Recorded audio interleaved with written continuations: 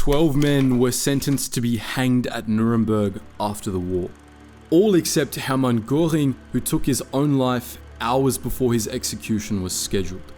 More than 200 war criminals were hanged by British hangman Albert Pierrepoint during his tenure as Great Britain's official hangman for a range of atrocities and crimes against humanity. Many others were executed either with a rope or a fusillade of rifle fire after the true magnitude of their actions came to light. But this wasn't always the case.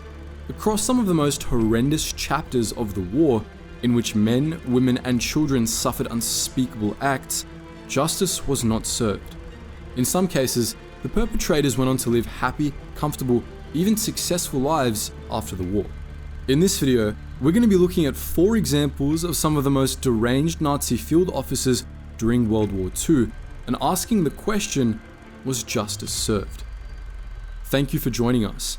Unfortunately, this might not be an easy watch.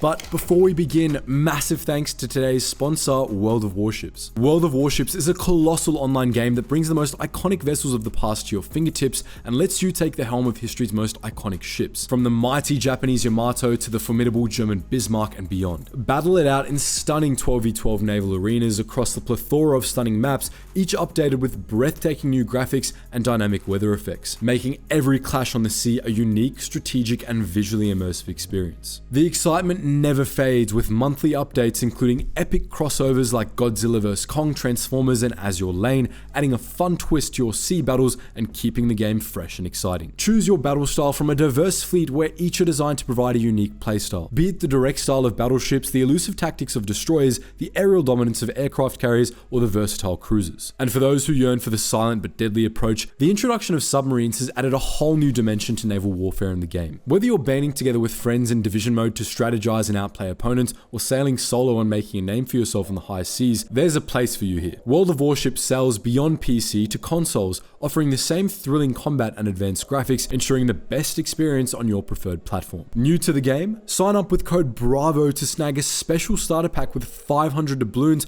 1.5 million credits, and a free choice of one of these legendary ships: the USS Phoenix, Japanese cruiser Kuma, French battleship Corbeil, Italian battleship Dante Alighieri, or the HMS Wakeful after 15 battles and 7 days of premium time, exclusively for new players. It's the perfect time to start your naval adventure. Don't wait any longer. Hit the link below, claim your rewards, and embark on your quest to become a naval legend. The idea of the brutal, sadistic, morally repugnant SS commander has become such a trope of film and literature after the Second World War that we might be forgiven for thinking such characters are the stuff of fantasy. Bogeymen designed to scare viewers and readers, or symbols of pure, diabolical evil. But even the very worst examples of fictional SS men struggle to come close to Oskar Dirlewanger. Dirlewanger volunteered for the Waffen-SS at the outbreak of the war, becoming commander of the SS Sturmbrigade Dirlewanger, the Dirlewanger Brigade, also known as die Schwarzen Jäger, the Black Hunters. The brigade would later be expanded to become the 36th Waffen-Grenadier Division of the SS. This was a security force tasked with combating what the Germans referred to as bandits, resistance fighters in occupied territories, as well as others considered undesirable by the Nazi regime. The first assignment for Dirlewanger and his men was Poland in 1940. Straight away, this was a controversial move. The brigade, which numbered 300 men in Poland, was largely made up of convicted criminals, including murderers and rapists alongside poachers and thieves.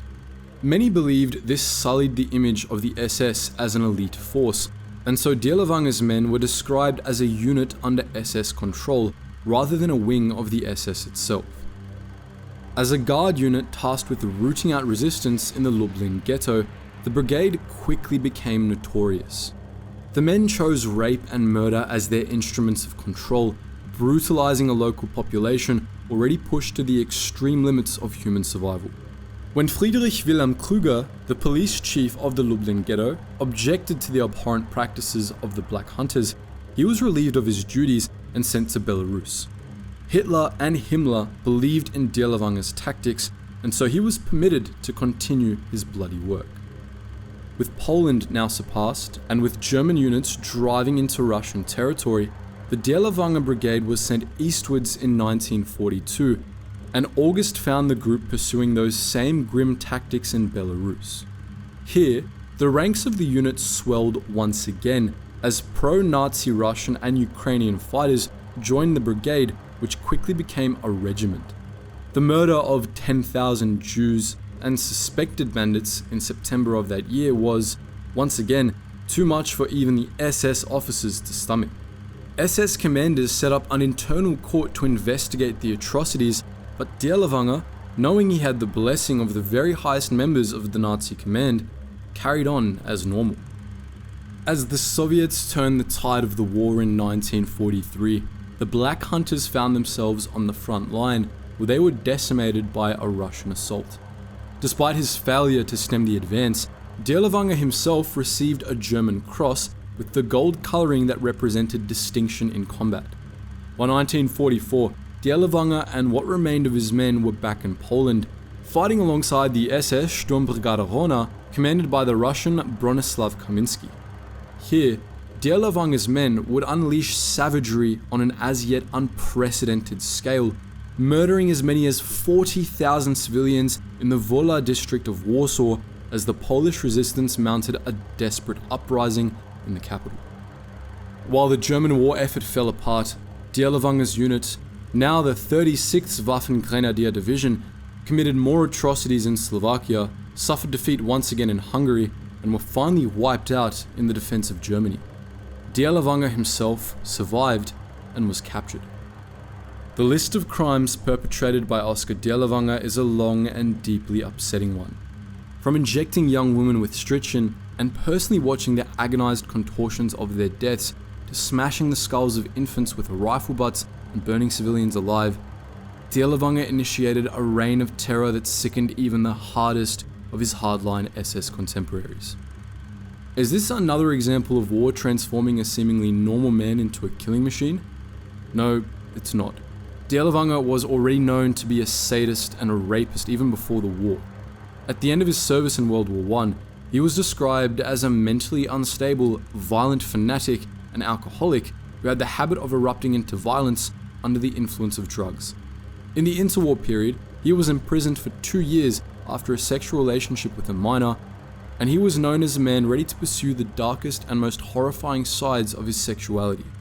The power and freedom he received as a brigade, regimental, and then divisional commander in the SS simply gave him a license to live out his worst fantasies, inflicting untold misery on his fellow human beings. That Dirlewanger went on to revel in murder, rape, pedophilia, necrophilia, sadism, and reportedly cannibalism during the war comes as little surprise. In some senses, no, Oskar Dirlewanger did not face justice. In other senses, yes, he probably did. On the 1st of June 1945, Dirlewanger was arrested at Althausen in the French occupation zone of a recently defeated Germany. At some point over the next week, he died at the hands of his captors, most likely beaten to death by Polish prison guards, eager to exact a small revenge for the heavy toll the men had taken on their people. Dirlewanger never faced trial. Justice was never served in a legal sense, but it's probable that he got what he deserved. There are many German soldiers and even officers and commanders who were not Nazi ideologues and were simply swept up by the frightening pace of an unfolding conflict. And then there were soldiers, officers, commanders and leaders who believed wholeheartedly in what they were doing, who supported the cause from beginning to end. Erich von dem Bach-Zelewski fits squarely in this latter category. Born in what is now Poland, Bach-Zelewski was a staunch German nationalist signing up to fight at the outbreak of World War I, aged only 15. He served with distinction, but resigned his army commission after the First World War, joining the Deutsch Völkischer Schutz- und Schutzbund, or the German Nationalist Protection and Defiance Federation, an avowedly anti-Semitic organization. The groundwork was already laid down for a vehement defender of the Reich in the next war. This next war was still 9 years away when, in 1930, Bach-Zelewski shifted his political allegiances to the burgeoning NSDAP, or Nazi Party. He would join the SS the following year. When war broke out, Bach-Zelewski was already SS commander of German Silesia. The annexation of the Polish part of this territory in 1939 added to his jurisdiction. Under his watch, tens of thousands of Jews were deported from Silesia as the wheels of the Holocaust's horrific machine began to turn. With the German invasion of the Soviet Union now underway in June of 1941, the Nazi High Command needed someone they could depend on to serve as higher SS and police leader in the newly occupied territories. Bach-Zelewski was just the man for the job, overseeing the notorious Einsatzgruppe B as they exacted a horrendous toll on Jews in Belarus. Bach-Zelewski would personally describe the task of Einsatzgruppe B as the annihilation of Jews, gypsies, and political commissars. By the end of 1942, Germany had a number of new problems. The front in the east was collapsing, and the SS units were being reassigned from control duties to active roles on the front line. To the south, the Yugoslavian partisans were proving themselves to be a real threat, and so a new group was created to deal with this issue. The anti-partisan combat units, with Bach-Zelewski as its chief. While the Nazis failed to fully quell the partisan activities in the Balkans, the brutal tactics and ruthless nature of Bach-Zelewski impressed Himmler and other high-ranking Nazis. Bach-Zelewski became a chief of all anti-partisan activities in Europe, from Norway and France right through to Ukraine and Yugoslavia. While this was a broad remit and tasks were delegated to men at his command, Bach-Zelewski was personally responsible for ordering and executing atrocities in much of Eastern Europe, across a shrinking zone of Nazi control east of the German border. It was this shrinking zone of control that led Bach-Zelewski and his units back to Poland in the summer of 1944, where they would act alongside Dirlewanger and Kamiński in the brutal suppression of the Warsaw Uprising. For 3 months, putting down the Warsaw Uprising became Bach-Zelewski's personal project, and no strategies were off limits as he sought to achieve his aim. By the time General Tadeusz Komorowski surrendered on October 4th, tens of thousands of Polish fighters and civilians lay dead, brutalized by men with no regard for human life or decency. The actions at Warsaw would prove to be Bach-Zelewski's legacy, the horrific accumulation of years of party loyalty and blind hatred of Germany's perceived military and ethnic enemies. However, there would be more to come. In the final months of the war, Bach-Zelewski oversaw the murder and persecution of Hungarian Jews, even as the Red Army rolled over closer to Budapest and on the German heartlands beyond. Bach-Zelewski would be arrested on the 1st of August 1945 by American occupying troops as he attempted to flee Germany. At the Nuremberg trials in 1946, von Bach-Zelewski took to the stand as a witness. He was questioned by the American Colonel Telford Taylor. Taylor asked him if he believed that the Nazi anti-partisan activities were more severe than they needed to be. Bach-Zelewski answered that the anti-partisan activities often failed, but even overshot their mark. Taylor then asked if this meant an unnecessary killing of large numbers of civilians. Bach-Zelewski simply answered yes. During the trials, Bach-Zelewski painted himself as someone who had been following orders and who had struggled with his conscience in the months following the war. At one stage, he even suggested he had done something to protect the Jews, gypsies, and political enemies who had become objects of hatred for the Nazis, saying that the humanitarian disaster in Eastern Europe would have been even greater had someone other than him been in charge. His daughter, Ilse, has maintained her entire life that her father was not an evil man, just a patriot, a servant of Germany. The families of her father's victims may not agree. Bach-Zelewski remained in prison until 1949. In 1951, he was sentenced once again, receiving 10 years for actions carried out during the Night of the Long Knives in 1934. In 1962, while still in custody, he was handed a life sentence for the murder of a number of German communists in the 1930s. He remained in prison until his death on March 8, 1972, aged 73. In August 1944, as Dirlewanger and Bach-Zelewski put down the uprising at Warsaw with frightening ferocity and callous disregard for human life, another Nazi officer was working toward the same ends. This was Heinz Reinefarth, a native of Prussia and a graduate of the University of Vienna, where he had not only gained a law degree, but also a Schmiss, the distinctive scar on his left cheek left behind after a duel with a fellow student. At the district of Wola, Reinefarth surveyed the scene, perhaps pleased by the success of his operations in Warsaw so far. In a report to General Nicholas von Forman of the 9th Army, he was keen to communicate these successes to his commander. "We have more prisoners," Reinefarth said, "than we have ammunition to kill them." What brought Reinefarth to this point, overseeing a heinous atrocity in the Polish capital? Younger than some of the other officers in this video, Reinefarth never served in the First World War. He graduated from his law degree in 1927, served at the Jena local court in 1930, and was appointed to the position of judge. 2 years later, he joined the Nazi Party, and only 4 months after that, he joined the SS. While he'd been spared the fighting of the First World War, he was active in the Second almost immediately. He won a second-class Iron Cross for his actions in Poland and the Knight's Cross of the Iron Cross in France in 1940. By 1942, he was commanding a brigade, and shortly after that, he was appointed as the General Inspector of the SS in Bohemia, Moravia. Roles at the Ministry of Order Police in Berlin and as SS and police leader in the annexed territories in Poland soon followed. By now, it was February 1944.